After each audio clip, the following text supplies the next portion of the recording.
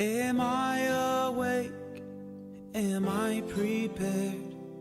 Are you listening to my prayer? Can you hear my voice? Can you understand? Am I awake? Am I prepared? Ya la la la la, ya la la la la, ya la la la la, ya la la la la, ya la la la la, ya la la la la, ya la la la la, ya la la la la. Am I awake? Am I prepared? Are you listening to my prayer? Can you hear my voice? Can you understand? Am I awake? Am I prepared? Ya la la la la, ya la la la la, ya la la la la, ya la la la la, ya la la la la, ya la la la la, ya la la la la, ya la la la la. Barechu et Adonai HaMevorach. Baruch Adonai HaMevorach Le'olam va'ed, Le'olam va'ed. Ya la la la la, ya la la la la, ya la la la la, ya la la la la, ya la la la la, ya la la la la, ya la la la la, ya la la la la, ya la la la la, ya la la la la, ya la la la la, ya la la la la, ya la la la la, ya la la la la, ya la la la la, ya la la la la.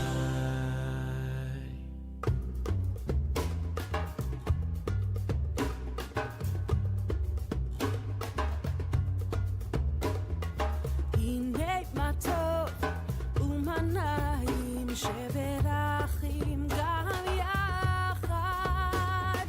הנה מה טוב ומנעים שברחים גם יחד.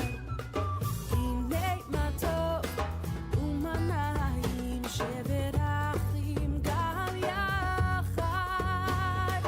הנה מה טוב ומנעים שברחים גם יחד. How good it is, how sweet it is, to be together on this day. How good it is, how sweet it is, to be together on this day.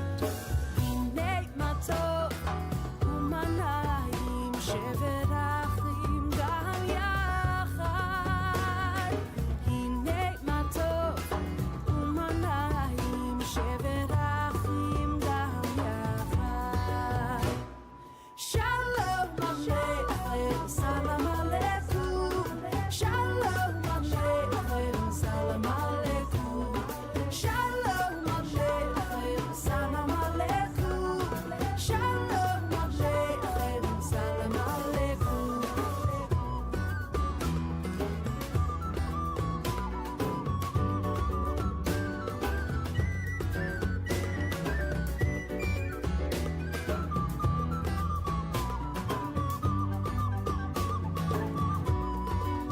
How good it is, how sweet it is, to be together on this day.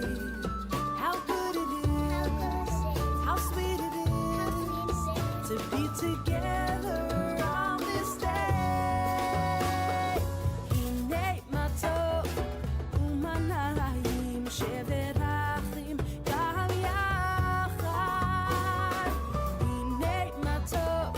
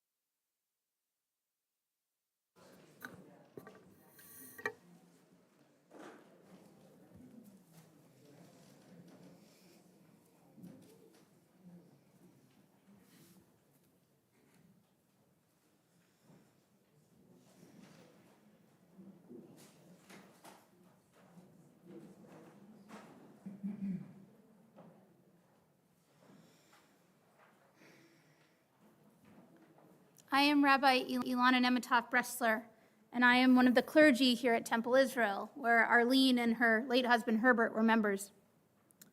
Today we gather to remember Arlene Bloom, efficient, determined, generous, and practical. Arlene was married to Herbert. May his memory be for a blessing.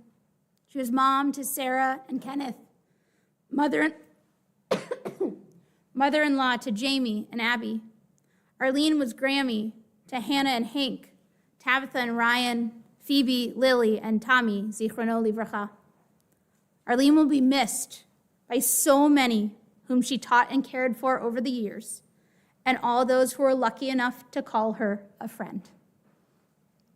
We come together today for Arlene, to pay our respects to her and to give her the proper funeral that she deserves.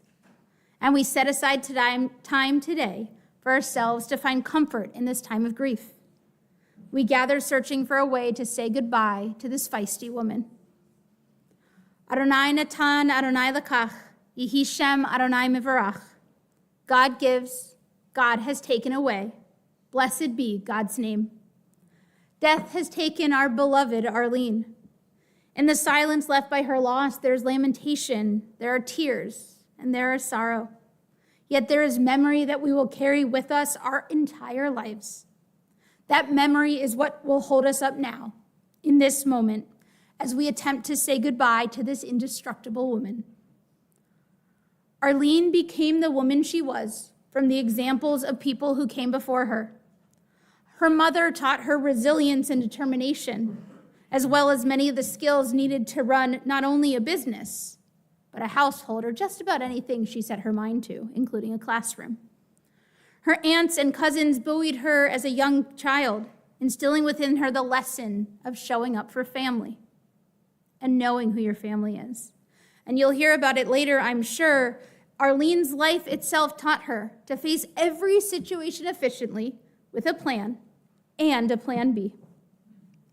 She was indeed a pioneer of a woman who demonstrated to the world the meaning of the word empowerment. The age-old words of our Jewish tradition, something Arlene respected and instilled in her own family, hopefully can guide us through this process of saying goodbye to Arlene. In a moment, we will together recite the 23rd Psalm, which you can find on the program that you picked up as you came in. One reason that we recite it at funerals is that death is seen as peaceful, like lying beside water in a meadow, but also because the psalm goes deeper, invoking an image of each of us walking through a valley of the shadow of death, a valley through which we emerge changed, as each of you have been by Arlene's death. Another way the psalm provides meaning for us comes from Rabbi Steve Leder. He suggests that the shadow of death can only exist in response to something else. For what is a shadow but a manifestation of light being blocked? In that way, we are reminded that light must always shine when shadows are present. Arlene's light will continue to shine in all whose lives she touched. Each of you carry that manifestation of her powerful light into the world. I invite us to read the words of Psalm 23 together. Adonai is my shepherd, I shall not want. Adonai makes me lie down in green pastures, leads me beside still waters, and restores my soul. You lead me in right paths for the sake of your name. Even when I walk in the valley of the shadow of death, I shall fear no evil, for you are with me. Your rod and your staff, they comfort me. You have set a table before me in the presence of my enemies. You have anointed my head with oil. My cup overflows. Surely goodness and mercy shall follow me all the days of my life, and I shall dwell in the house of Adonai forever. One of Arlene's favorite songs in our Shabbat service is Shalom Rav, a song about peace. Indeed, shalom has so much more to it. We say shalom and not goodbye, for shalom is goodbye and hello and wholeness and peace, all threaded together in one breath. And in one breath, we too say goodbye to a hand to hold, a kiss, and a tight embrace. And in the same breath of shalom, we say hello to an ocean of memories and a rush of emotion, gratitude and sorrow, tears and laughter, trebling, and fatigue, all in one breath.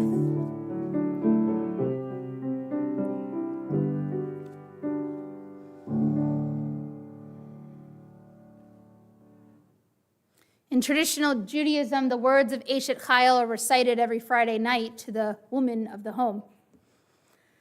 Eshet Chayil is a poem in Proverbs, and it is about a valorous woman, which exemplifies Arlene perfectly. I'd like to share a little of that poem with you now. Eshet Chayil mi yimtze. What a rare find is a woman of valor. Her worth is far beyond that of rubies. Her husband puts his confidence in her and lacks no good thing. She is good to him and her family, never bad, all the days of her life. She rises while it is still night and supplies provisions for her household. She sets her mind on an estate and acquires it. She girds herself with strength and performs her tasks with vigor. She sees that her business thrives. Her lamp never goes out at night. I know she sometimes stayed up late to type papers for Sarah. She sets her hand to hard work. She makes cloth and sells it, or learns of the world to teach of it, and endows those she meets with her knowledge. Her mouth is full of wisdom, her tongue with kindly teaching.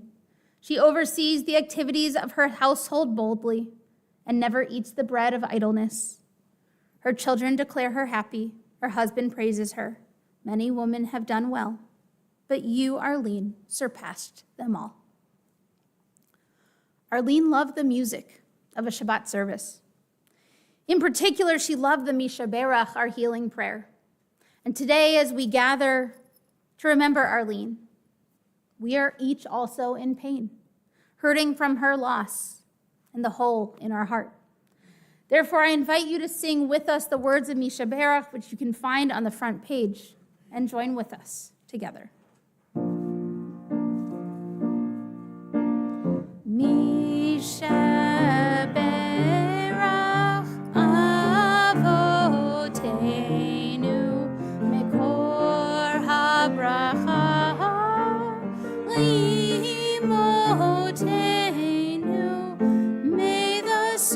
Of strength, who bless the ones before us, help us find the courage to make our lives a blessing, and let us say Amen.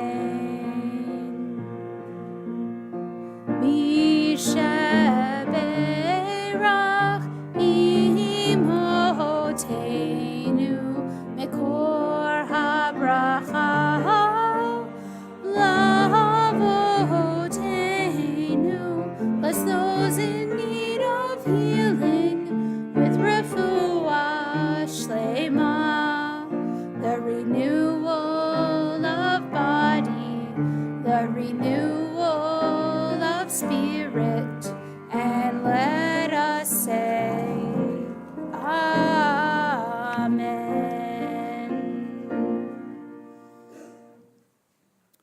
Our Jewish tradition in Ecclesiastes says there's a season for everything under heaven, a time to stay silent and a time to speak. This is the time to speak, to share memories, to share love. At this point, we'd like to invite individual members of Arlene's family to share words about her. First, we'd like to invite Arlene's daughter, Sarah, to speak about her mother.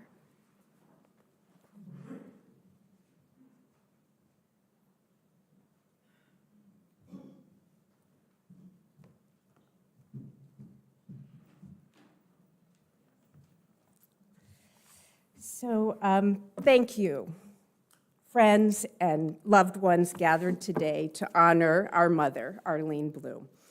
My mother would want me to greet each and every one of you personally, hug you, and let you know how grateful she would be for your making the effort to be here this morning. I will be sure to do that. Arlene was both ordinary in her love of friends and family and extraordinary in her belief that anything could be achieved. This morning, you'll hear from her family, but this will provide just a glimpse to some of the paint strokes of her rich life. There's so many paint strokes that fill the picture, and you here hold some of the paintbrushes that create many of them. You will ease our sadness when you share your strokes, helping us draw out in even more vivid color the painting showing the indestructible and strong arc of Arlene's life. We're grateful for your being here today, and we want you with us in the days, weeks, and years ahead. Our mother taught us about inclusion and connection, and we know she meant connection not just in the here and now, but in the forever sense. One of her favorite things to do when people come together was to recognize and talk about the virtues of each person assembled. This could take a lot of time, but she would do it at anniversaries, bar mitzvahs, and birthday brunches. It would take so long sometimes that we would roll our eyes, but she is reminding me to do it today and always. I'll start with some foundational context.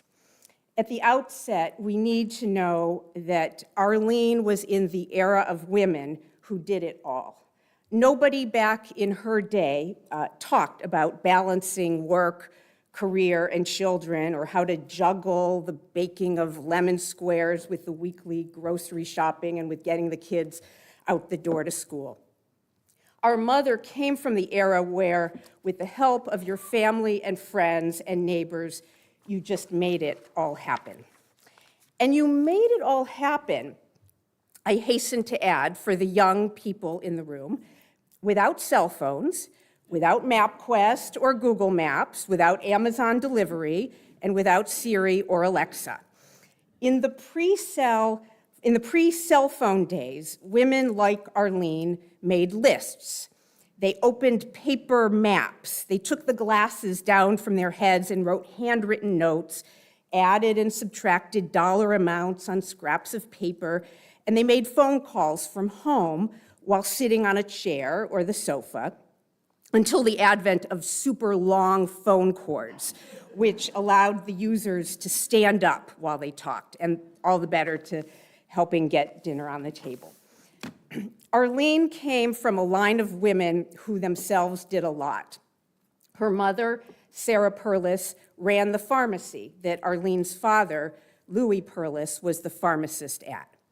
Her parents, Sarah and Louis, were small business owners, and they worked together to get medicines and health needs to people in the 1930s and 1940s. This was in the pre-CVS, pre-Walgreens days of yore, when pharmacists concocted the medicine themselves. Louis made the medicine from its component parts, and Sarah ran the cash register and stocked the shelves and made the ice cream sodas for the people who sat at the counter and the booths. Yes, these pharmacies had soda fountains and ice cream. Go figure. Ice cream sodas might have been part of the pharmacist's health care package back then. And yes, this must have been where Arlene's love of ice cream was born. When Kenneth and I were little, I think we might have been the only kids whose parents bought their ice cream at Walgreens. I mean, clearly a habit from my mother's childhood where ice cream came from the pharmacy. Herb, my mother, would direct, when you're at Walgreens, pick up a pint of chocolate chip and spumoni. Arlene was an only child. Her grandfather lived with her family in their triple-decker in Chelsea, and he was able to look after her when her parents went to work. But when he died, Arlene's mother started taking her to the pharmacy, and Arlene would sleep on a tiny cot in the back room while her mother worked with customers. When Arlene turned about 5 years old, her mother gave her tasks at the pharmacy, and she began working with her parents on a daily basis.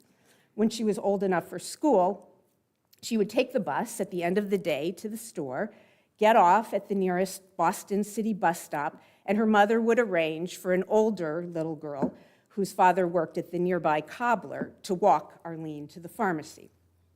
After school, if Arlene had any homework, she would do it in the room behind the store where the cot was, and would work or play until it was time to close the pharmacy, go home, and at that time, usually after dark, her mother would make dinner. So what came of this was the do-it-all-ism. You just made it happen. And you learned a lot along the way about serving and helping customers, about bookkeeping, about purchasing, about pricing, about selling, about stocking shelves. The division of gender roles was not particularly well defined. It just all had to get done, and nobody kept score about who was doing what. And there were also perils, too, like when Arlene's father was kidnapped from the store because of his access to particular drugs that were controlled substances.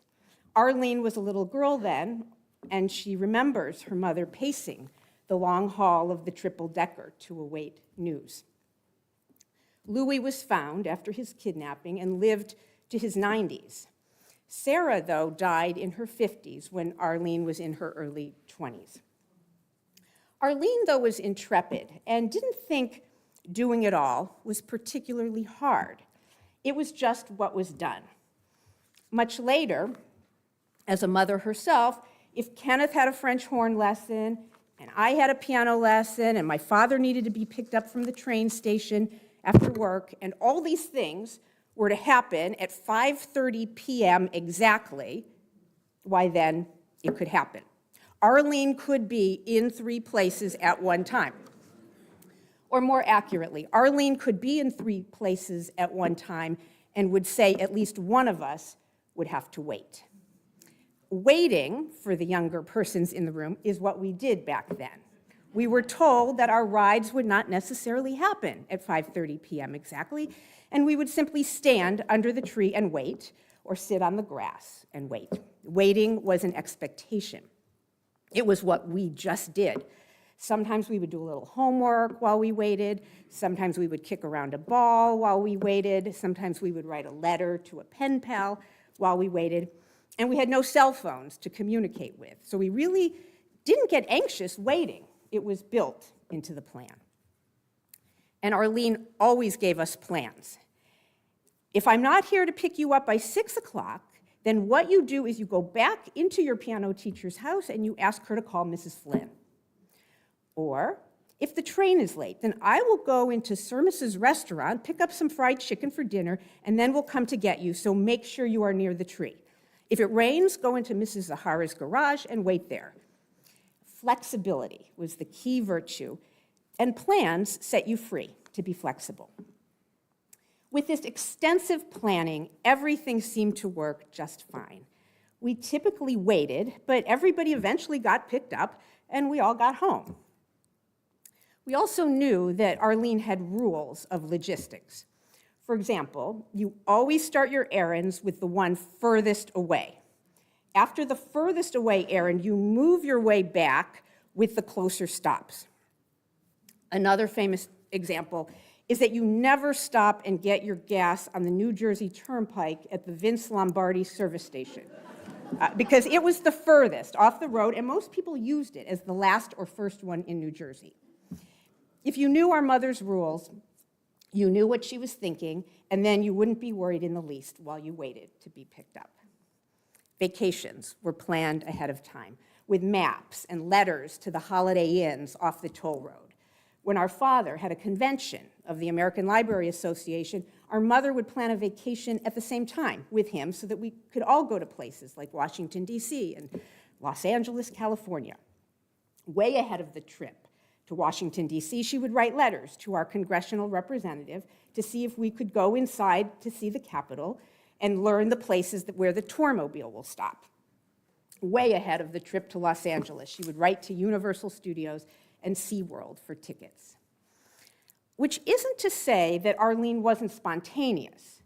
Sometimes she was known, particularly when she was a substitute teacher, to decide to stop the car at a moment's notice at the school's bus stop on Grandview Drive and tell the kids to pile into the back seat. That way, they could get to school quicker, and her car was going to the school anyway. Of course, the kids on Grandview Drive loved the idea of having their teacher take them to school. And seatbelts weren't quite the thing yet, and many kids could fit into a back seat when laps were used. While it was true that Arlene did a lot, she knew what she didn't do. She didn't, for example, sew. Her mother sewed, but Arlene did not. So there were no expectations about sewing. She didn't sew Halloween costumes or school dance dresses. But we knew that, and it worked. In fact, she was so practically minded that when my parents finally relented and let me get a dog, my mother said that she would trade her mother's sewing machine that she hadn't ever used for the Chihuahua that Marge and Elmer Scylla were trying to get rid of. From her pragmatic perspective, we were up one dog and down one sewing machine that never got used anyway. Now, years later with that dog, Arlene kind of rethought that trade, thinking that the sewing machine was worth a lot more than the Chihuahua.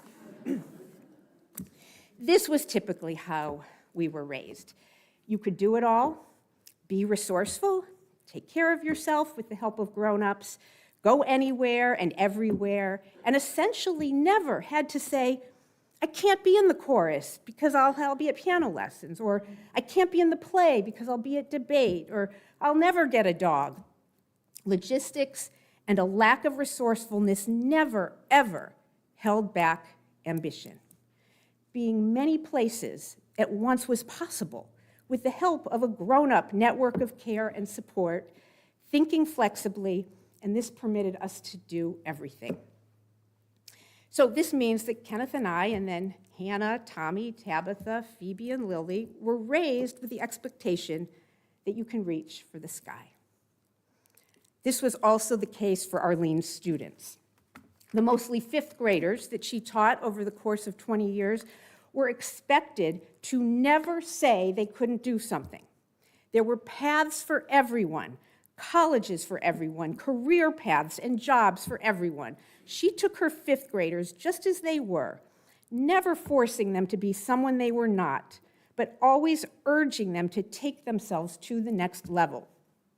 In this way, she nurtured the fifth graders who became car mechanics, hair cutters, pizza delivery people, history professors, Egyptologists, eye surgeons, sports writers, nurses, memoir writers, and TV producers. Over the years, many former fifth graders would call our mother to remind her that she had given them the next step on their journeys. They would tell her that they always remembered good, better, best, never let it rest, make the good be better, and the better best. When I was in fifth grade, and my teacher, Mrs. Kennedy, at the Potawatomi Elementary School, had to retire early, my mother was asked to step in and take over for the school year. So when I was in fifth grade, my teacher, too, was Mrs. Bloom, and the 11-year-old me wasn't particularly comfortable with the situation. The principal, Mr. Hoffman, had to write my report card rather than my mother, so to avoid a blatant conflict of interest in grading. I'm not sure whether that was exactly the right safeguard, but such was the world in about 1973. Later, Arlene transitioned from teaching fifth graders to teaching teachers about how to accommodate students of all learning styles and abilities within the classroom. Arlene always recognized difference, but didn't believe in pulling students out of the classroom for specialized learning. She was, in this way, a pioneer in the modern day importance of recognizing, honoring, and respecting difference through inclusion and connection. So let me just say something here. Our mother was a connector, always figuring out how to bring people together. She dabbled in matchmaking, in finding distant relatives when driving through places like Erie, Pennsylvania, which she did by looking at the phone book for Blooms in the phone book in Erie, Pennsylvania.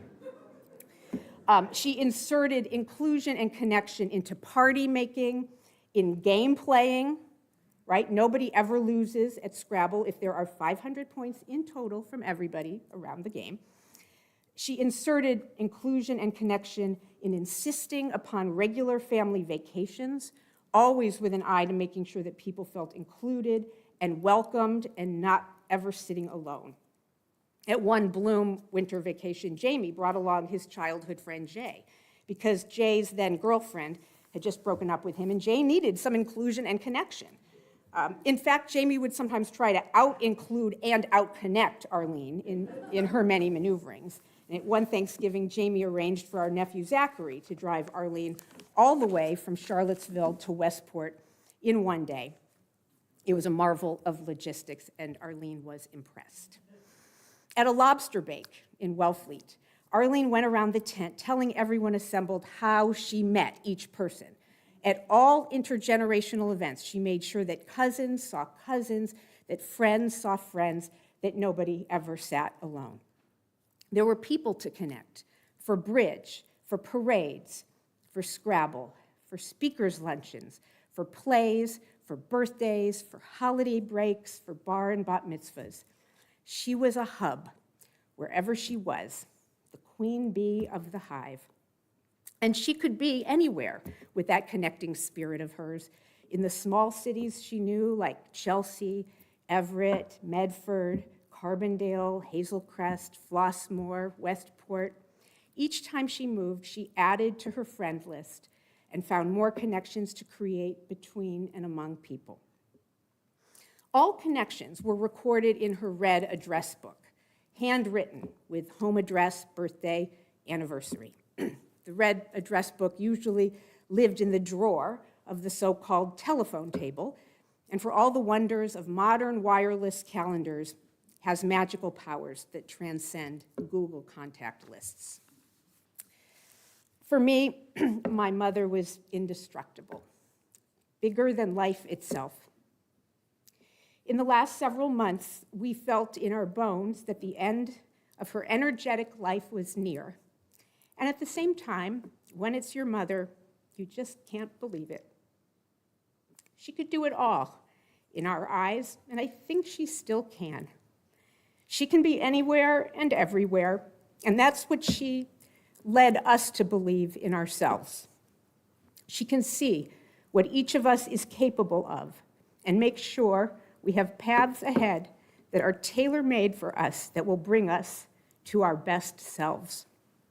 She can nudge us and advise us and remind us that we are our best selves when we include others and acknowledge the value that we bring to each other. When I woke up this morning, it felt as if my mother has been with me for every day in my life except these last 3.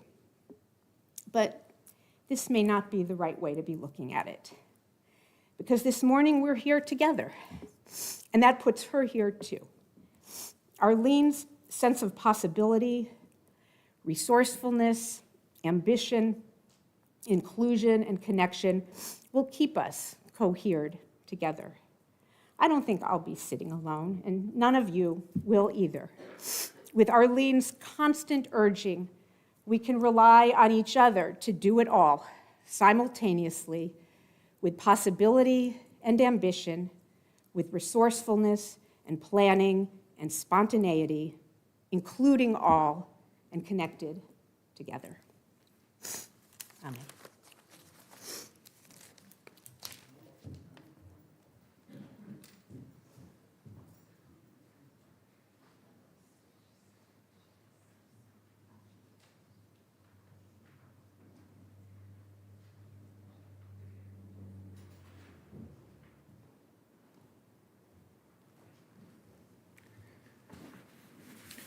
We need Mom to have an aide.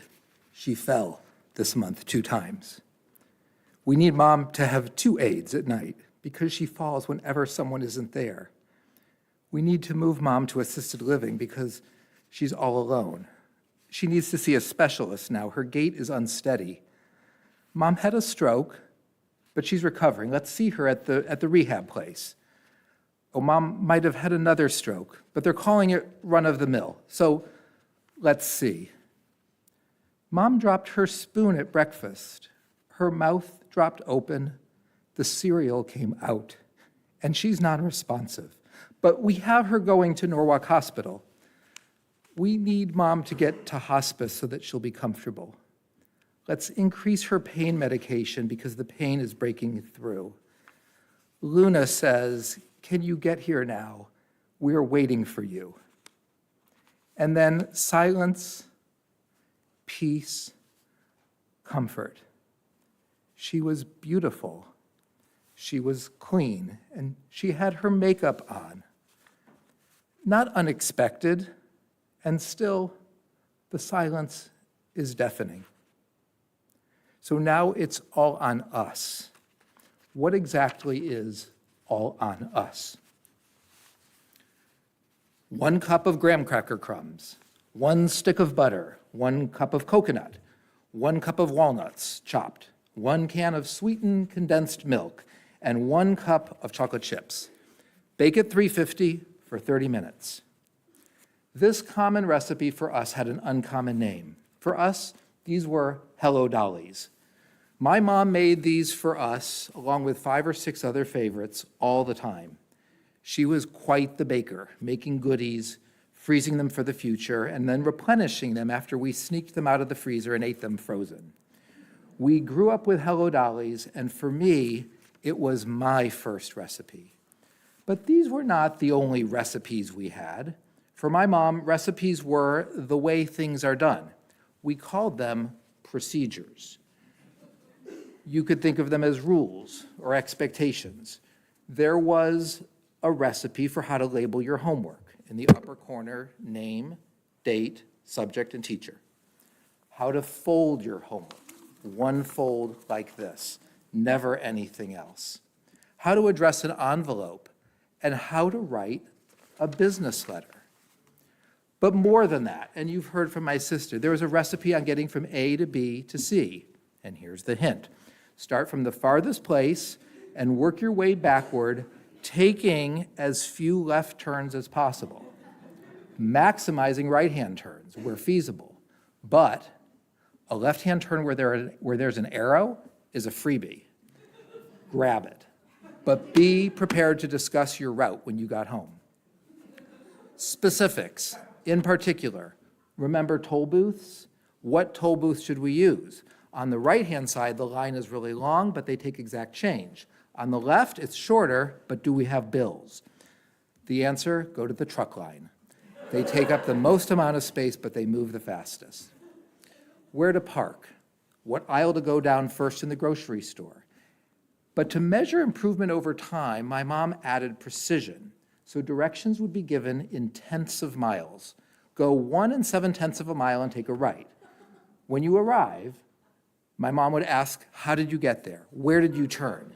Well, you see, you should have taken a left at Campo Road where you have an arrow. Next time, take Campo Road. Recipes were comforting, and for us, we called these procedures. But not to leave you with the wrong impression, procedures were not rigid, they were not unchangeable, they could be optimized, they could be tightened, they could be tested, and even stressed. You know when a recipe says prep time 20 minutes, cook time 30 minutes? My mom would say, ignore the prep time. That's where you start. We're going to improve it every time. So, Toll House cookies, these were the lab test. Work fast first. 20 minutes became 18 minutes. But then the improvement levels out.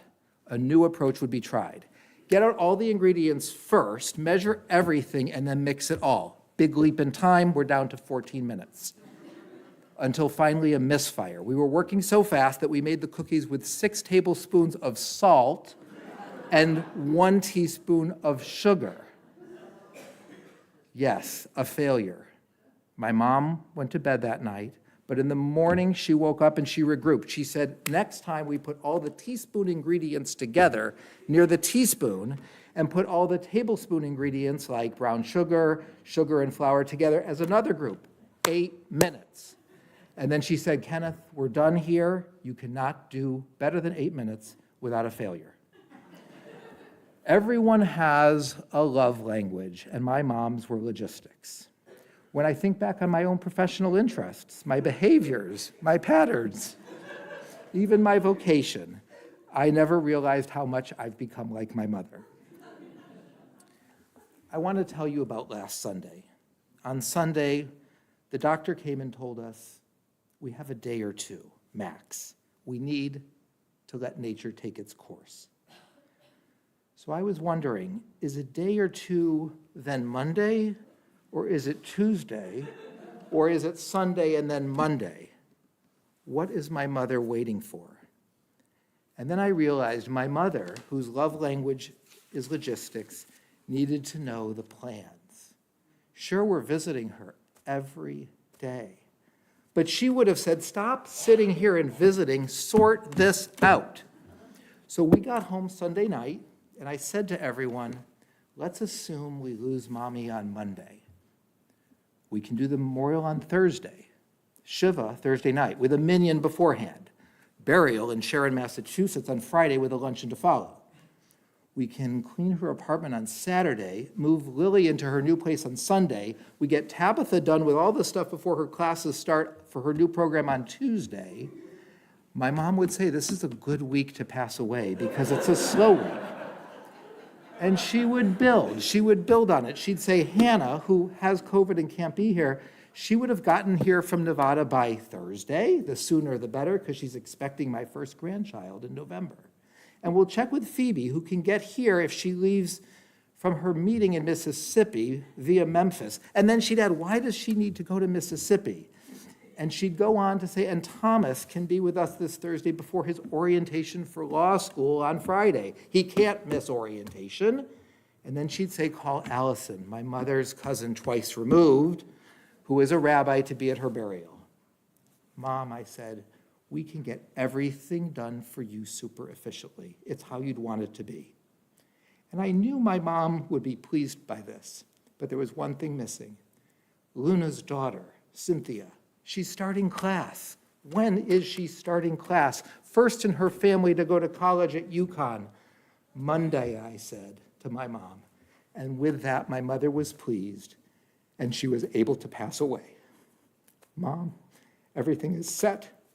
You can rest. Age is a thief. It robs you of your hearing. It might steal your balance.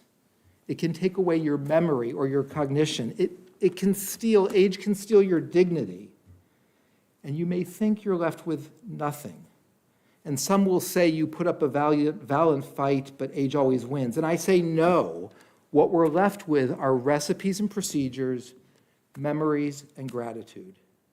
And I've spoken about recipes and procedures, but what about memories? Well, you are all here, marching in bravely, solemnly, because you have a memory, maybe a wedding, a brunch, bridge, maybe you were an emergency contact for my daughter. Thanksgiving, you are all holding pieces of a puzzle that is our mom's life, and you are here walking in to present those pieces. You'll show us those puzzle pieces while we spend time with you, but they're not put together as a puzzle without you. You're all here to create that puzzle in completion. And gratitude, deep gratitude to all her Westport friends who adopted her as their own. So many of you are here. You are mighty. You are powerful. My mom's years and my dad's years, our mom's years and our dad's years in Westport were busy and they were varied. You are the backbone of an amazing community, and we will forever be grateful for your hands-on care and profound love of my mom and dad. And we marvel at your care and love for one another. And gratitude again. Luna, Helen, Rose, Sandra, Flora, you are all made of love. Luna, who we sometimes will call Camilla, you are in charge. And as much as my mom likes to be in charge, you would be the only person to whom, according to the chart of delegated authority, she would cede ground. Helen, you and my mom shared so much, from a common birthday to similar parenting stories. My mom called you her sister because she was an only child and you are an only child. The resemblance was uncanny. Rose, my mom was always interested in what comes next for you, the newest of the bunch. Sandra, you were with my mom at her most vulnerable times, the night. Flora, you were there as needed, when needed, hands-on. And lately for my mom, night became mixed with day. She couldn't always sleep at night, and you were all with her through those most challenging of her delusions and fears. Thank you all. And so we have a life well and richly lived, but we have the blessings that follow: recipes, memories, and gratitude. And so now our mom can finally rest in peace.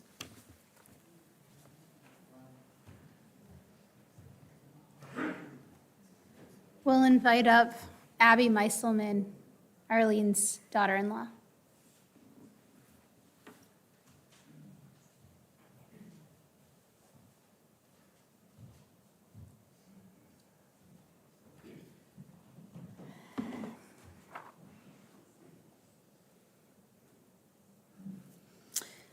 Arlene was a kind, caring, and loving mother, mother-in-law, and grandmother. She was a force, as you've heard, petite in size and soft-spoken, but strong, feisty, focused, and deeply committed to her family and her friends. She was not the stereotypical grandmother who overtly gushed about her family, but she adored all of us and took quiet pride in who we are, the values we embody, and our achievements. The early days of our relationship started off with a bang, a good bang, when she planned a memorable, festive, Western-themed rehearsal dinner for Ken and me, because Ken and I were temporary Texans at the time.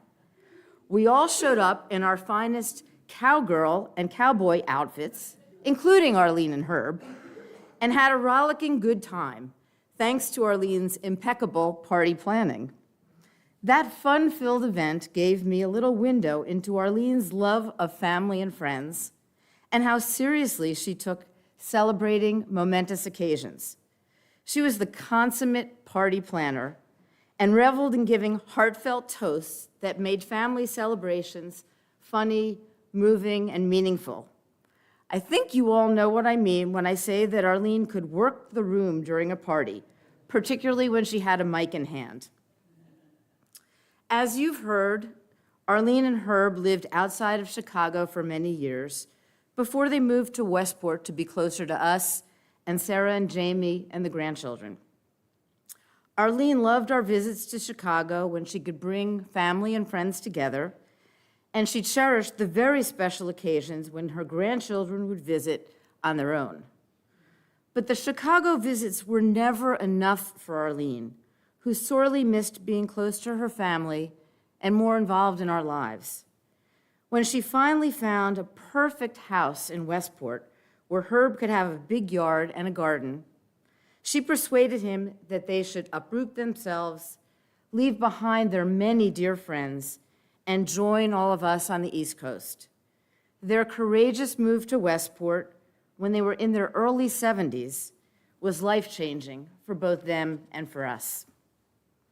Arlene, in her inimitable fashion, wasted no time in getting on the social bandwagon here. She immediately found ways to make new friends, integrate herself into the community, and developed her well-deserved reputation for being a leader, a doer, an energetic volunteer, and a kind friend. She was welcomed into Westport with open arms by so many of you who are here today, and she cultivated her active and rich social life by joining this temple and the Wise Women. She played bridge and organized countless community events, book groups, news talks, lectures with prominent speakers. Not surprisingly, Jamie made the most appearances, and most recently, her renowned trivia gatherings, in which she took great pride. I understand it was a standing room only event. We marveled at Arlene's ability to create a joyous and rewarding new life in Westport, which was a testament to her determination and her ability to make new friends, and to the warm embrace she received from all of you and the Westport community. Most importantly, with Herb and Arlene in Westport, they became an integral part of our lives. Together, we celebrated birthdays and graduations and Jewish holidays, for which Arlene would make her delicious kugel, hello dollies, which we've heard much about, lemon squares, and toffee matzah. Herb and Arlene babysat. They joined us at doctor's appointments. They lent a hand with home improvement projects. They helped Phoebe and Lily with homework, and as they prepared for tests, they attended soccer games and gymnastics competitions, madrigal and dance performances, and graduations from preschool through high school. Arlene, the queen of Scrabble, loved family Scrabble games, which were more like an Olympic Scrabble competition in which she routinely won the gold medal. And Arlene and Herb always looked forward to trick-or-treating with us on Halloween. We'd be walking the streets of Riverside for hours as Phoebe and Lily and their friends, the Beeson girls, collected candy from almost every house. Herb was thrilled to get his share of the M&Ms and Reese's at the end of the night.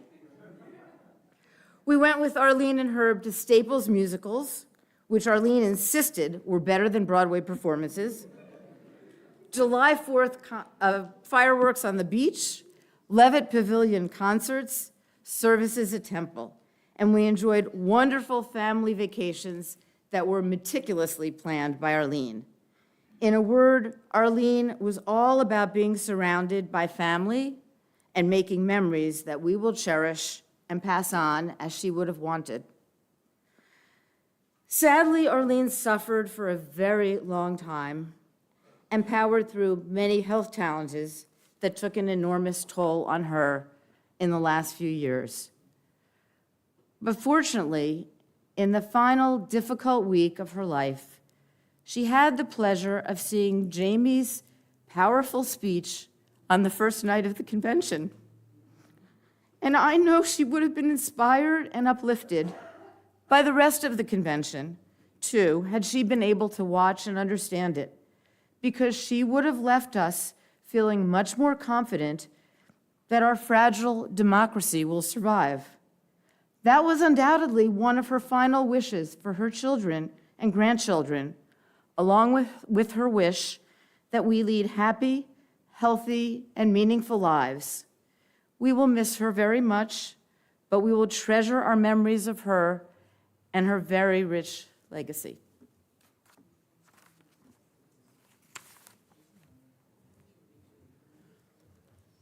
Arlene's son-in-law, Jamie Raskin.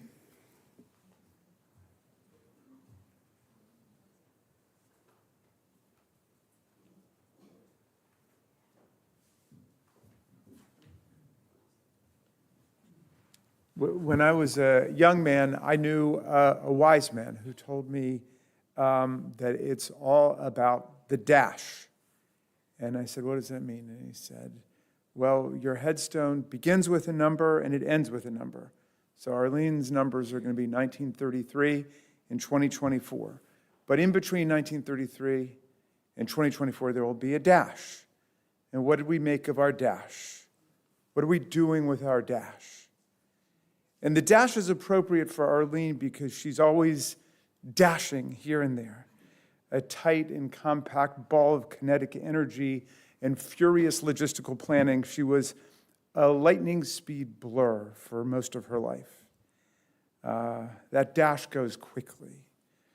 Arlene was a fifth grade school teacher for decades in Illinois. She believed in her students. She nurtured them, coached them, corrected them whenever necessary. She was good at correcting people. But she wanted for them nothing but the best in life. Her memory and her passion live on in them. She followed her students closely into high school, adulthood, professional careers, and parenthood. One of her students, named Lene O'Neill, loved Arlene beyond measure and went on to study English in college, and then she became a reporter and a columnist for the Washington Post. And Arlene was super proud of her. And when she came to visit us, especially before we had kids, Arlene would go and see Lene for lunch at the Washington Post. And just like she dutifully took out her scissors and cut out and brought me the clippings of any newspaper article where my name was mentioned, she brought Lene all of the clippings from her byline articles from the Washington Post.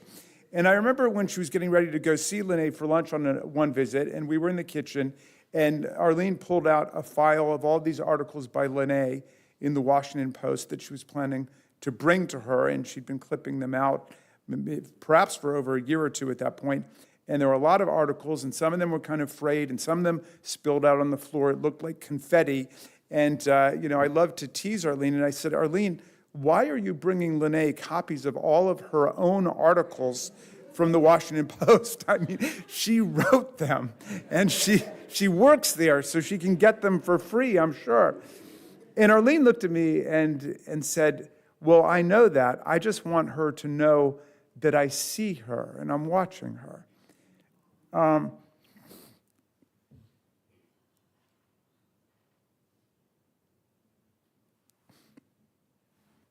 So I never forgot that. It always made me smile when she mailed me my clippings in the mail, which was, back in the days when grandmothers and mothers-in-law used to mail you things. And when I think about Arlene's greatness, not just as a teacher, but as a mom and a grandmother, I think of this quality of her always making sure that you knew that she saw you, that she heard you.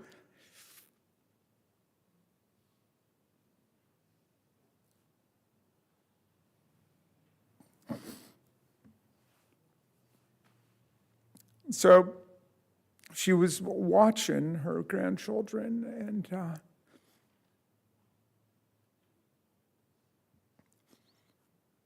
she knew what was important to everybody at any stage of life they were in. So it could be, Hannah diving off the diving board, or Tommy playing the piano, or Lily going off to high school, or Phoebe to college, or Tabitha laying down a 7-letter word in Scrabble when she was 5 years old, or whatever. They all wanted Grammy to see them, and she always did see them growing, and she watched them growing every step of the way. And I think of this so much as the refrain of their childhood. Grammy, look at me, look at me. So we'll have to fill it and watch the kids all more closely now.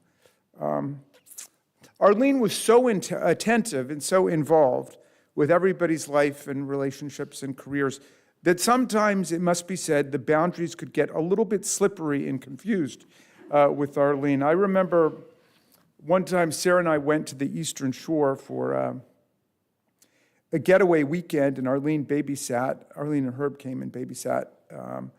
And when I say Arlene, I mean Arlene and Herb. And they came and they babysat one time for Hannah and Tommy in the days before cell phones. And so we were going away for the weekend, and I told her, I might be getting some calls. Could she just jot down the names and numbers of anybody who called? And so when we got back, there was this meticulous call list, but the messages read like this, okay?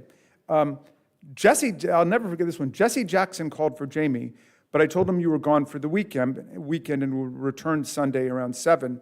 But I really didn't think he should run again in 1992. 2 races should be enough for anyone, and it's time for some new blood in the party. Also, Jamie's dean called. I told him you were taking a break because you were teaching way too many classes, and so many students, it's just getting overwhelming, and you need more time for your family. Call him back on Monday. I remember when Sarah was getting sworn in as a governor on the Federal Reserve Board, and we were all over at the Fed. It was a very big day, and Arlene was beaming proud, and so was Herb, who actually had set Sarah on the economic path in her career by giving her a childhood book that was not The Cat in the Hat or Goodnight Moon. It was called Why We Must Choose. But anyway, I found myself at the Fed standing with my brother Noah, my little brother, and Arlene, and the chairman of the Fed, Ben Bernanke, who was a very formidable presence in those days. And Sarah had given me like a dozen rules for things that I was not supposed to talk about with him, including the interest rate, inflation, unemployment, Congress, partisan politics, nothing. So I found myself strangely tongue-tied with nothing to say, and it was getting a little awkward. And then Arlene turned to the chairman of the Federal Reserve Board on Sarah's first day of work and said, Sarah's not been eating that well in Baltimore as the banking commissioner because there are no good restaurants around there. How's the food in your cafeteria at the Fed, and how late does it stay open? I mean, this was the chairman of the Fed, but she was no match. He was no match for Arlene, a force of nature. As a mom and a Grammy, Arlene was a surprising amalgam of the traditional and the avant-garde. And her moral judgments and her social rules were constantly evolving. When Sarah and I were engaged, I proposed that we live together before our wedding, but Sarah was vehemently opposed to that, and I thought it was because she just wanted to enjoy her last few months of freedom. But then I learned that Arlene had just vetoed it. There was going to be no cohabitation in her family. And I even remember sleeping on the floor of a hotel room when we were on a family vacation to Lake Tahoe. This was long before Hannah and Hank moved out there, but I was just sleeping on the floor. I may have even been sleeping on the floor of hotels on vacation after we were married, maybe even after we had kids. But Arlene, who was extremely close to all of her grandchildren, kept up with the times, and she wanted to get to know everybody's boyfriend or girlfriend. She was loving and welcoming towards her grandchildren's significant others, and sometimes their insignificant others too. And I think that when she left us, she was no longer that hung up on who was sleeping where. I always thought that Arlene's politics were kind of moderate, suburban, Republican, League of Women Voters stuff. But after 2016, when I got elected to Congress and Donald Trump was elected to president, she turned into a raging, progressive MSNBC liberal who called Rachel Maddow Rachel and Lawrence O'Donnell Lawrence like they were her close friends. And I will never forget, she asked me when we were going down to the Women's March if I could get her one of those pink hats everybody was wearing, although I couldn't bring myself to tell her what those hats were called. But she often talked about how much she reviled Trump and Ted Cruz and Mitch McConnell, and she always made me tell her what was going on in my committees with Marjorie Taylor Greene and everybody. And I've lived to the point in my life of seeing both my beloved mother-in-law and my beloved brother-in-law surpass me on the left. I've lived to see all of my children correct my pronouns and my privilege, and I've basically become the conservative, straight, middle-aged white guy that everybody makes fun of. I do remember one conversation when Arlene was telling me to avoid taking left turns on the road, and I told her to avoid taking right turns in politics, and I gave her my foolproof method for both voting and driving. If you want to go forward, you put it in D, and if you want to go backwards, you put it in R. But now, Arlene was a natural-born community activist. When I first got elected to Congress in Maryland, she invited me to come speak in Westport to the Wise Women, and there are hundreds of people there. And Arlene shepherded me around like she was a Secret Service agent, and she was not letting anybody get too close to me. And then she told everyone in the Q&A period repeatedly to ask a question and not make a statement, and please remember that a question ends with a question mark. She was very stern about that. But it was very wonderful and exhausting. And a few days after I got home, she called me up and invited me to come back and speak to the Westport Wise Men, okay? And to give you a sense of how convincing she was as a mother-in-law and how devoted I am as a son-in-law, I went back again to talk to the Wise Men just a few months later. We did the exact same thing all over again, and then the requests really began to proliferate rapidly. The Westport Library, the Westport Democratic Town Committee, the Westport High School Alumni Association, the Westport Kiwanis Club, the Westport Book Club. And finally I had to explain, I said, Arlene, I've got a lot of speeches to do in my own district. And, I'm not running for governor of Connecticut. But she said, well, aren't you going to run for president one day? I said, I've got no idea, but the voters of Connecticut have seen enough of me, and there aren't that many electoral college votes in the state anyway. I did a lot of speaking around here when I was visiting as a professor at Yale Law School. And one of the reasons I wanted to visit is so I could be closer to Herb and Arlene, and I'd often stay in Westport. She would drive me 1 hour to New Haven to drop me off at my class, okay? Well, first of all, like I was in 6th grade or something, but she would drop me off and then go back, and she would think nothing of that. and we had great conversations in that car ride about a lot of you, as a matter of fact. The last time I spoke to Grammy, when she was in rehab after a stroke and before the convention, she told me out of the blue to save her a room in the White House. And I told her that we would get there one day and she would definitely have her own room and she'd get the best room. And she was nervous about Biden and what was going to happen with the president. And I told her it was all going to be all right, and that made her smile. In our culture, everybody makes mother-in-law jokes, but I loved my mother-in-law a lot. And I always will, and I'll miss her sharply, because in a family that loves fun and games, from Scrabble to Boggle to tennis to pickleball and Empire, nobody loved the fun and games more than her. And she was always up for game night and always up for a vacation and always up for a party and a celebration and filibuster toasts that put the U.S. Senate to shame. She could go on all night. And I think I hereby move we should take an annual family vacation in her honor and Herb's blessed honor and memory. And Sarah and I will insist, like Arlene and Herb, on paying for everything for everyone. And you've got to turn in your travel and meal receipts to make sure you don't pay for anything at all, including your taxi ride to the airport, and you get fully reimbursed. And as with Arlene, the honor and the privilege and the pleasure will be all ours when you join us, because people are fun. I would stack my mother-in-law up against anybody's. That was a lady who used her dash wisely. She used her whole dash every day.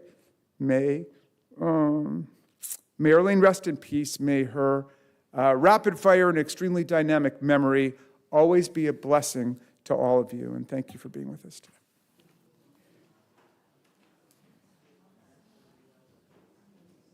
We'd like to invite Saint Elaine Pierre to sing His Name is Wonderful.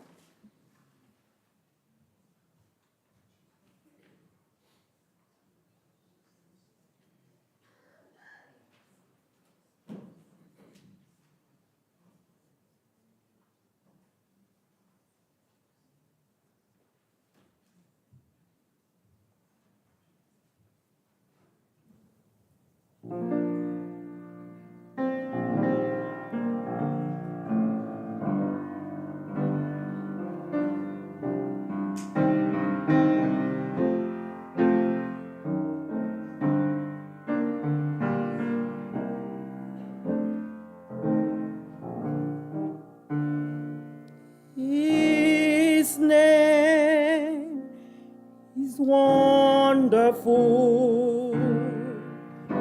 His name is wonderful. His name is wonderful. Jesus, my Lord, He is the mighty King, Master of everything. His name is wonderful. Jesus, my Lord, is the great shepherd, the rock of all ages, Almighty God is He.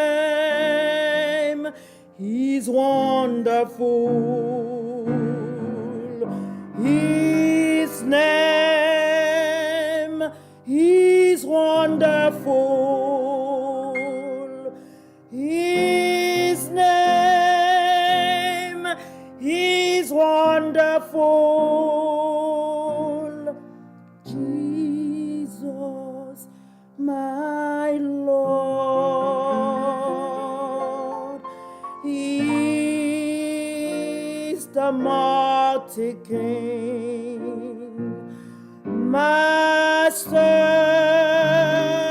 of everything. His name is wonderful,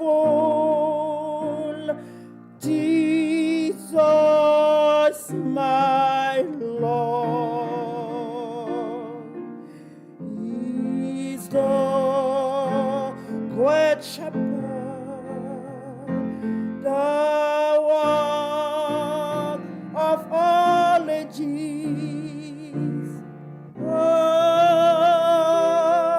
Mighty God is He. Bow down before Him, love and adore Him. His name is wonderful, Jesus, my Lord.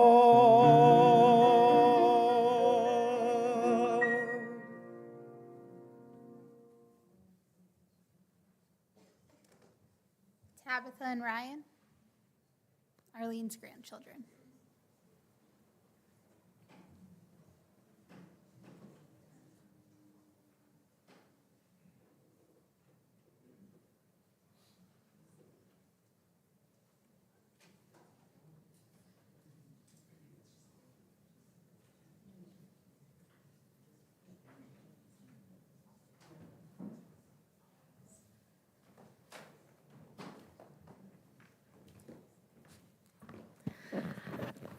Hello, everyone. Thank you for being here today. We're going to start with my husband Ryan reading my sister's reflections. And who, as you guys heard, she isn't able to be here. She's at home with COVID. Ryan will be reading for her first, and then I'll share my reflections. Just to be clear, I'm not pregnant, but Hannah is. I wish I could be there with you all today to celebrate the life of my beloved Grammy. While this summer has been challenging and this week filled with sadness, I am overwhelmed with gratitude for the 32 years I was blessed to have such a strong, healthy, involved, and supportive grandmother. As her oldest grandchild, I consider myself the luckiest, having had the privilege of her presence in my life for the longest time. A few weeks ago, as Grammy began palliative care, I had the chance to see her one last time. Even then, her primary concern was the safety and well-being of every family member. She told me she would be leaving us soon, and while I wasn't sure how to process that information at the time, I promised her that I would share all about her with my soon-to-be born child. Grammy was the type of grandmother who really steered us. She made sure I remembered her in her own unique way. One of my earliest memories is when she came over and let me hold and wear her bracelet. I think that's where my love of the finer things began. Before she lived in Connecticut, I would visit her on my own for a week in Illinois. We would take the train to Chicago to see shows and go window shopping. Her home office was full of cacti, and for some reason, so usually I'd need some needles plucked out of me after cartwheeling into them. She built family traditions. We had annual Valentine's Day ritual when I was younger, decorating cupcakes with hearts and pink sprinkles. She planned memorable trips for us. When I was 6, Tommy 4, and Tabitha 2, Grammy and Grandpa took us without our parents to Colorado. I left my baby blanket at a hotel, and they drove back across the state so we could get it. We sang in the car and laughed harder than Grammy liked. She'd warn us, "First comes laughter, then comes tears." Several years later, she and Grandpa met us in Paris, and took us to the New York hotel in Euro Disney, keeping our December family trip tradition alive even across the ocean. These family times created lasting memories for my parents, Tommy, Tabitha, and me. Grammy's support was unwavering throughout every stage of my life. When I was little, she and Grandpa came to DC to help when my brother and sister were born. Years later, when I was in high school, I asked Grammy would do the same thing again, and she did. We'd meet for lunch at Cozy and go shopping in Friendship Heights during my free periods. When I was in college at Amherst, Grammy would drive up from Westport to meet me for lunch at least once a semester. I'd stop at her house during every break and long weekend, where she'd always make sure I had some treats, like bittersweet mandel bread. And we'd go shopping. Grammy always bought me my coolest clothes, something my mom wasn't really into. Her support continued into my adult life when I moved to California after college and didn't know anyone. Grammy flew out to help me settle in. We went shopping for a giant TV for my new apartment, making sure I felt at home in my new place. Grammy's determination was inspiring, especially in her later years as she faced health challenges. Her desire to visit my home in Lake Tahoe, despite these obstacles, was a testament to her indomitable spirit and love for her family. A few years ago, Tabitha started calling Grammy our cool matriarch. Grammy loved that title. She kept calling herself that, and at the time I thought it was kind of funny. But now looking back on her life, I realized the Perlis Bloom family really was a matriarchy, with Grammy at its heart. When I told Grammy I was pregnant, she pretty much said she'd believe me after I went to the doctor. I think she probably didn't realize that pregnancy tests have come a long way since her time. Now that I'm pregnant and thinking about the concept of eggs, it's comforting to reflect on our connection. I was an egg inside of Grammy, and since I'm having a daughter who has 6 million initial eggs as of 9 weeks ago, I can imagine that there's a grandchild egg inside of me right now. It's a reminder of the things that I love about Grammy that I want to continue in future generations of our family. Taking pride in one's appearance and self-presentation. Valuing hard work, grammar, education, and contributing to the family. Being the organizer and driving force in my family life. Planning events, party games, and solving logistical challenges. Upholding family traditions and the importance of bringing family together. Grammy's legacy is one of love, strength, and unwavering support. She was the cornerstone of our family, the cool matriarch who shaped my life for 32 years.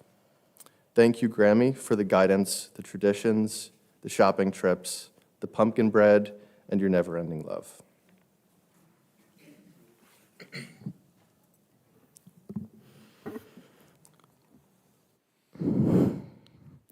Dear Grammy, I'm writing you a letter as I used to do as a kid at sleepaway camp. In my letters, I would tell you about what I was doing at camp, usually sailing or water skiing, and about who I was hanging out with. You would respond to my letters in your beautiful cursive with enthusiasm about my new experiences and share stories about recent dinner parties, bridge games, or extended family updates. I wanted to write to you to tell you some things I never said, not because you didn't give me the chance to, but because I, even as an adult, was too embarrassed to share my admiration of you as a mom, grandmother, friend, and woman, and my mere gratitude for you as an undeniable influence on the person I have become. Specifically, I want to share some salient lessons you taught me. To start, here are some of the smaller lessons that have stuck with me. Never stop at the Vince Lombardi rest stop unless your life depends on it. You're not speeding, your car is just fast. Costco is the best place to buy hearing aids. Kias look like accordions when they get into a crash. First comes laughter, then comes tears. You can only know how much you really like a clothing item once you know the price. If it's not in the Scrabble dictionary, then it's no good. That list could go on, as I know you are a woman of many convictions. However, there are a couple of more critical lessons you taught me. One summer, Tommy and I were staying with you and Grandpa for a week or so. After numerous showers in the guest bathroom at your Westport home, you found several wet and dirty towels on the bathroom floor. You approached me with one of said towels from the bathroom floor and said the following: "When you leave used towels around my home, I want you to ask yourself one question. Who is going to take care of that? If the answer is Grammy, then wrong answer."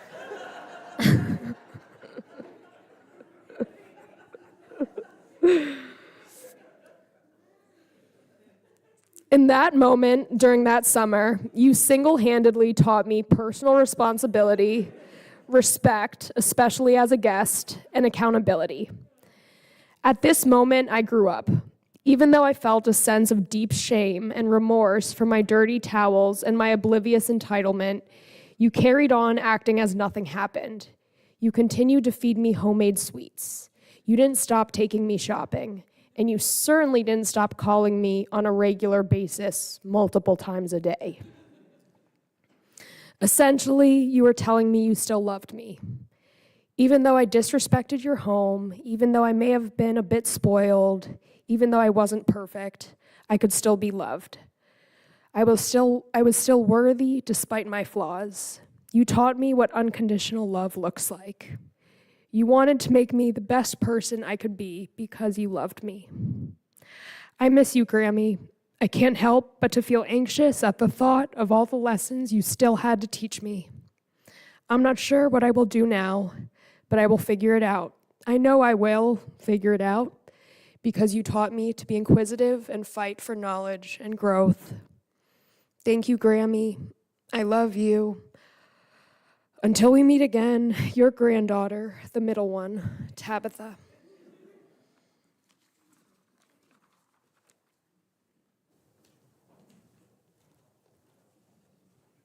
Arlene's granddaughters, Lily and Phoebe.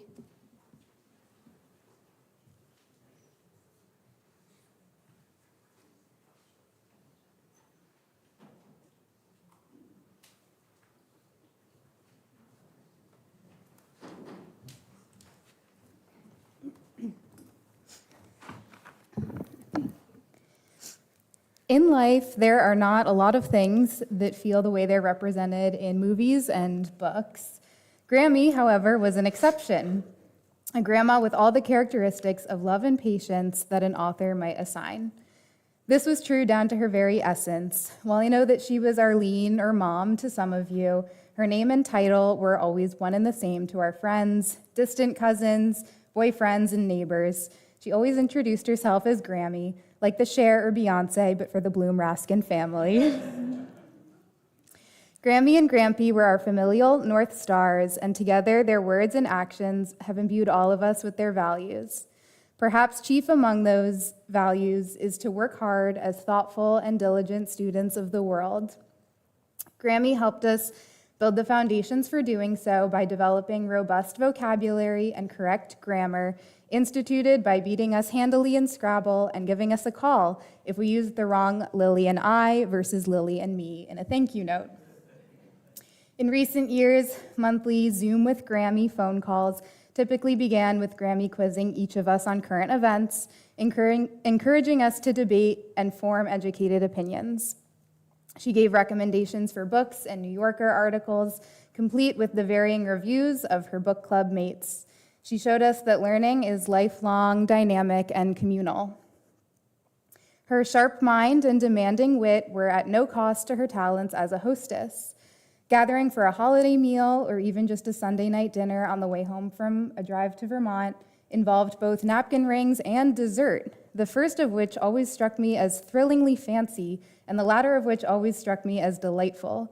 She was the ultimate host to her grandchildren, asking about how each of our classes was and how our friends were doing. and especially because she always told me that I only had to eat one vegetable, as little as a single piece of lettuce, and then I could eat whatever I wanted. For options, she had homemade baked goods, which she taught us to use, making handwritten recipes and hand-cranked appliances.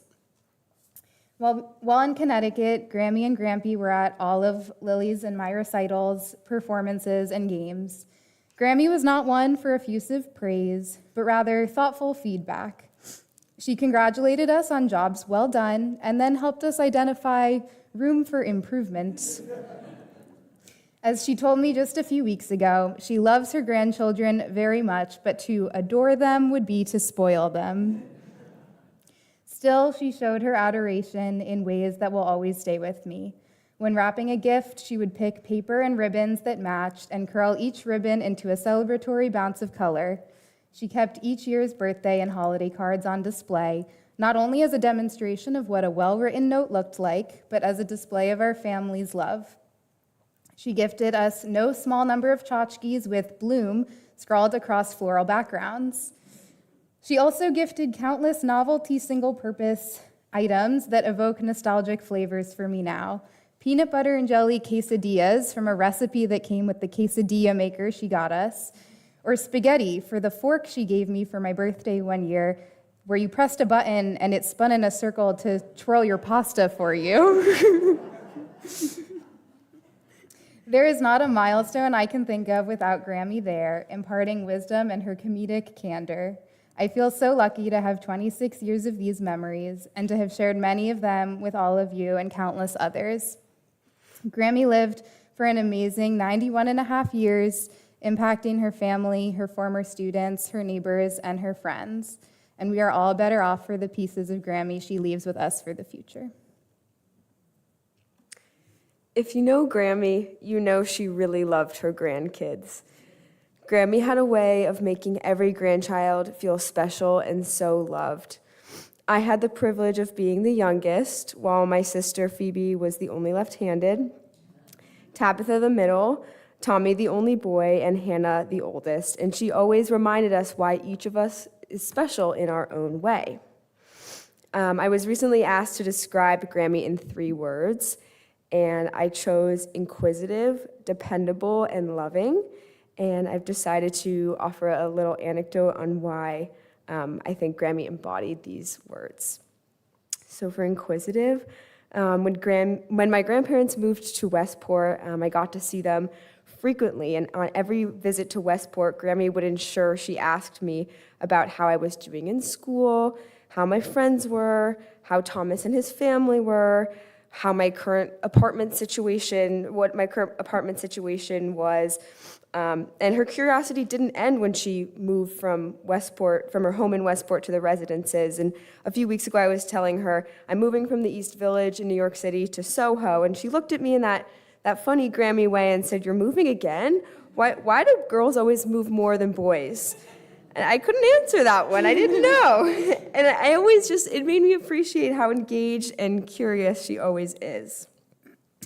In terms of her dependability, a few years ago, we started a monthly tradition called Zoom with Grammy, which a couple people have spoken about, where we get together every last Wednesday of the month to catch up with each other. And every meeting, without fail, Grammy would have her riddles set, her political questions teed up, and she was ready to ask each person on the call about their updates since the last call. And it was really nice to have this kind of set date that we all knew we would get to see Grammy and catch up with each other and know that she was there kind of waiting for us. In terms of loving, Grammy wasn't the most touchy-feely woman. She didn't really like when I would hug her or hold her hand. And I'm a touchy-feely person, so that didn't always align. But Grammy did show her love in a lot of other ways. She taught me how to make Hello Dollies, and she always had her freezer stocked with mandel bread.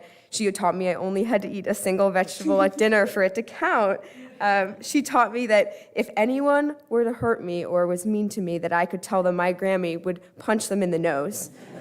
I did, in fact, in kindergarten, tell this to somebody. When they tattled on me, the teacher said, "Oh, a Bloom girl would never say that." I did say it. And Grammy was very proud, I'll tell you that.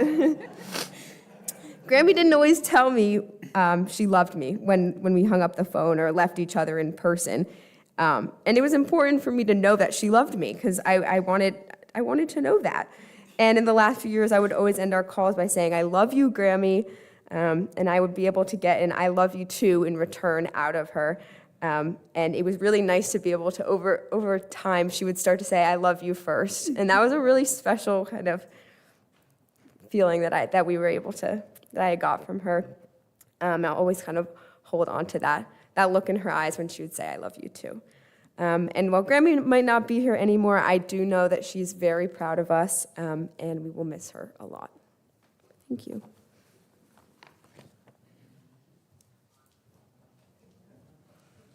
We'll take a moment of contemplation, remembering Arlene Bloom and listening to the song, Yerushalayim Shel Zahav, Jerusalem of Gold.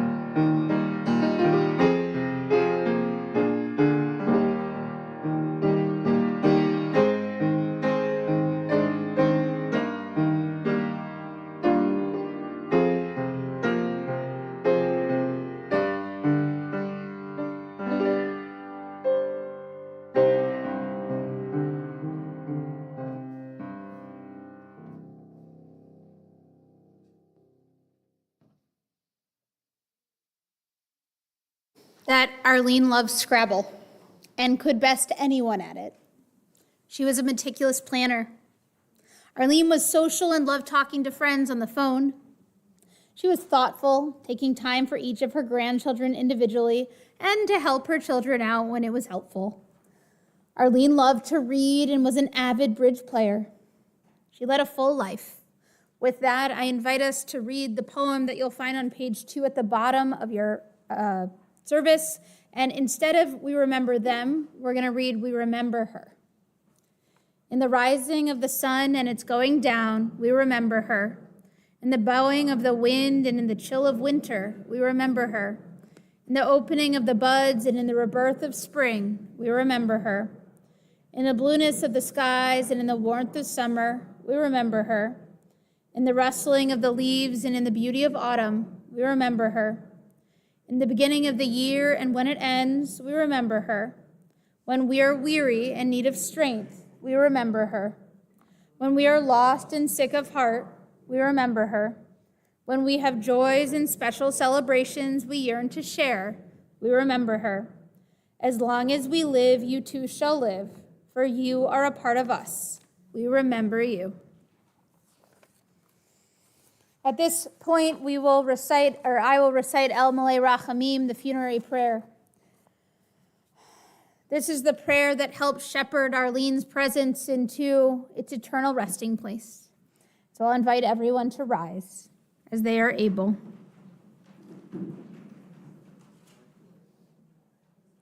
El Malei Rachamim, Shochen Bamromim, Hamsei Minucha Nechona Tachat Kanfei Hashchina. Im Kiroshim Toharim Kezohar Harakia Mazhirim, et nishmat Esther bat Label v'Sara, shelcha la'olama. Ba'al rachamim yastireha beseter knafav la'olamim, v'yitzror b'yitzror chayim et nishmata. Adonai hu nachlata. V'tanuach b'shalom al mishkava. V'nomar. Amen. Compassionate God, eternal spirit of the universe, grant perfect rest in your sheltering presence to Arlene Perlis Bloom, who has entered eternity. O God of mercy, let her find refuge in your eternal presence, and let her soul be bound up in the bond of everlasting life. God is her inheritance. May she rest in peace. And let us say, Amen. We remain standing because in the final act of our funeral service, we recite Kaddish Yatom, the mourner's Kaddish. As we recite it for Arlene, it is said that as each person intones these ancient words, we elevate her soul away from this earth. We join as a sacred community. There's a pamphlet that was put on your seat, or you could have grabbed it when you came in, with the words of mourner's Kaddish. If you don't have it, you can listen. We recite these words now for Arlene. Yit gadal v'yit kadash shemei rabbah, be'alma divra chirutei v'yamlich malchutei, b'chayachon uvyomechon uv'chayei dechol beit Yisrael, ba'agala uvizman kariv imru. Amen. Yehei shemei rabbah mivarach le'olam olmei olmaya, yitbarach v'yishtabach v'yitba'ar v'yitramam v'yitnaseh, V'yitadar v'yitalev v'yitolal, shemei dekudasha b'rechu. Le'ela min kol birchata v'shirata, tushbechata v'nechamata, da'amiram be'alma v'imru. Amen. Yehei shlama rabba min shemaya, v'chayim aleinu ve'al kol Yisrael, v'imru. Amen. Osei shalom b'mromav, hu ya'asei shalom, aleinu ve'al kol Yisrael, v'imru. Amen.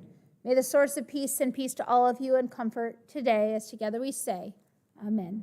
Osei shalom b'mromav, hu ya'asei shalom aleinu, ve'al kol Yisrael, ve'imru, imru, amen. Ya'asei shalom, Ya'aseh shalom, shalom aleinu ve'al kol Yisrael. This concludes our memorial service. I know there's food in the social hall following this and an opportunity to greet the family.